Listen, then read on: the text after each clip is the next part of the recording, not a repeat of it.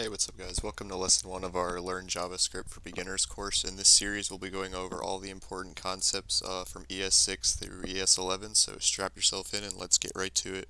So if you've done any JavaScript to this point at a beginner level, you're probably familiar with the method of using it in the script element of HTML, where you just write the script in line.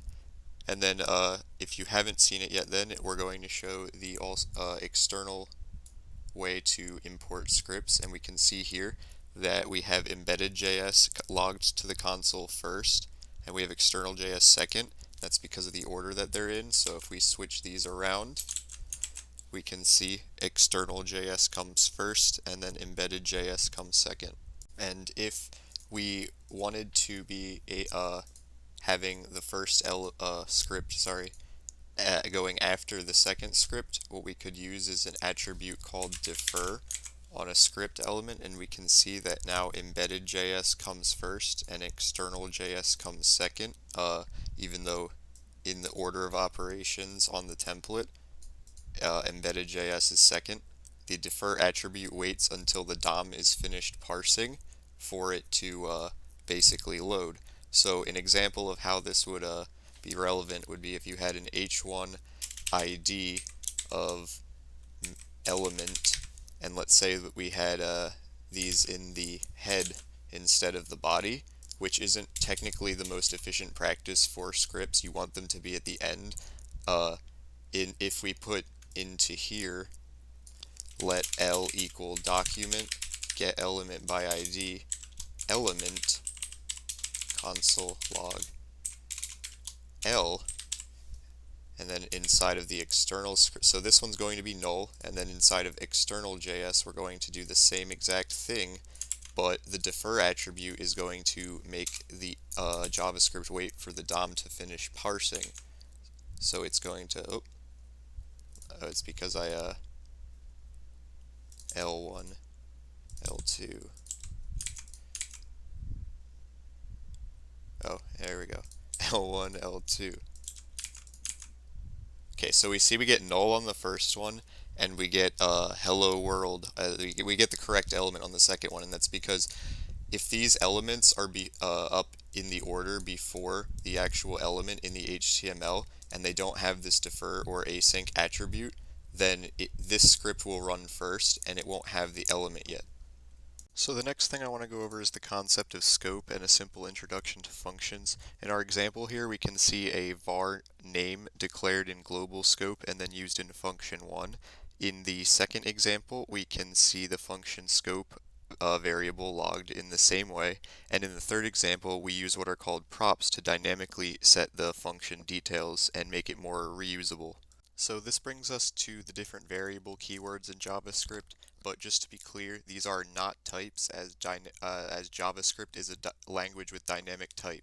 We will get into static versus dynamic typing in the next lesson, but just know for now that these are declarations, not types. The declaration differences are as follows. Let has block scope, const is a variable that will not be reassigned in block scope, and var in comparison is pretty much not memory efficient these days, but before 2015 there was only var.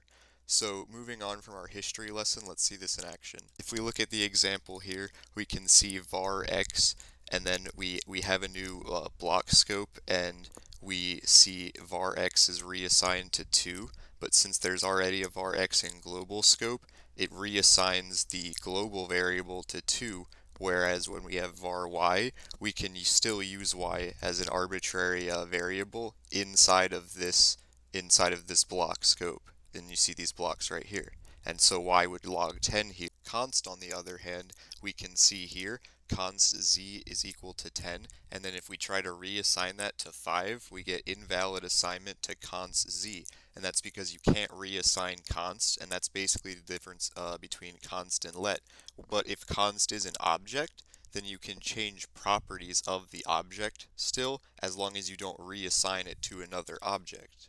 Alright, so to wrap up lesson 1, I've written up a little progress bar applet.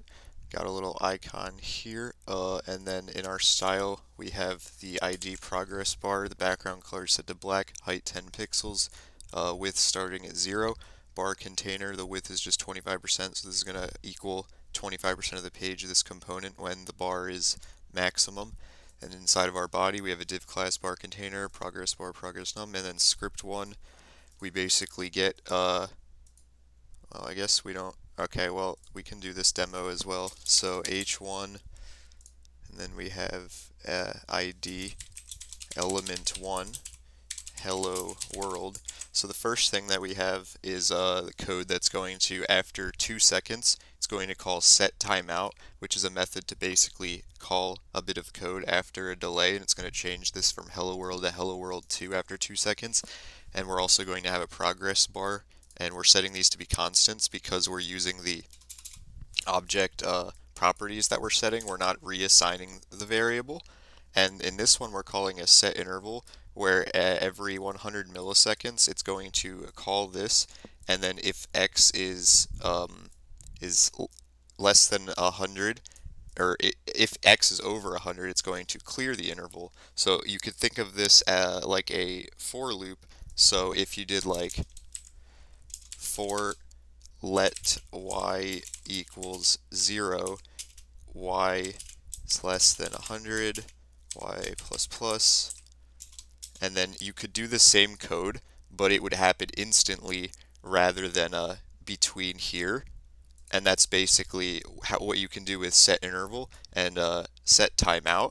And if you're not sure what's happening in this for loop, we're basically assigning y to 0, and then after you assign the variable, you're assigning to when this expression is no longer true, the loop stops, and then you're saying what happens each time. So y is going up by 1, and then once it's 100, it's done, the loop's done, which is what's happening here as well, except it's inside of the set interval with this delay between each.